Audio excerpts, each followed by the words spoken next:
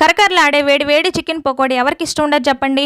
ఇప్పుడు బయటెళ్ళి తినకుండా ఇంట్లోనే ఈజీగా ఇలా ప్రిపేర్ చేసుకొని వారంలో ఒకసారైనా తినేసేయండి. ఫస్టు చికెన్‌ని బాగా క్లీన్ చేసేసుకొని అందులో కొత్తిమీర, ఒక 2 స్పూన్ల మిరప్పొడి అంటే కారం, అలాగే కొంచెం పసుపు, 1 స్పూన్ ధనియాల పొడి, 1 స్పూన్ గరం మసాలా, 1 స్పూన్ అల్లం తెల్లగడ్డ పేస్టు, అలాగే సగం నిమ్మకాయి, అలాగే 2 స్పూన్ల శనగపిండి, ఒక గుడ్డు పగలగొట్టి యేసుకొని అందులోనే కొంచెం ఫుడ్ కలరు, టేస్ట్ తగ్గట్లు సాల్ట్ వేసేసుకొని బాగా కలిపేసి 1 అవర్ పక్కన పెట్టేయండి. రెస్ట్ తీసుకుంటది పాపం.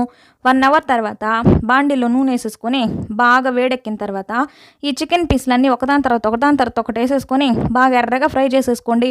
అందులో మనకి టేస్ట్ తగ్గట్లు కొంచెం పచ్చిమిర్చి, అలాగే కరివేపాకు వేసేసుకొని అవి కూడా బాగా ఫ్రై చేసేసి ఇంకా తినేయడమేను. సాయంత్రం ఇలా చేసుకొని తినండి, ఎంత కమ్మగా ఉంటుందో అన్నట్లు. మీరు లైక్ చేయట్లా, సబ్స్క్రైబ్ చేయట్లా, నేను హర్ట్ అవుతాను. చేసేయండి.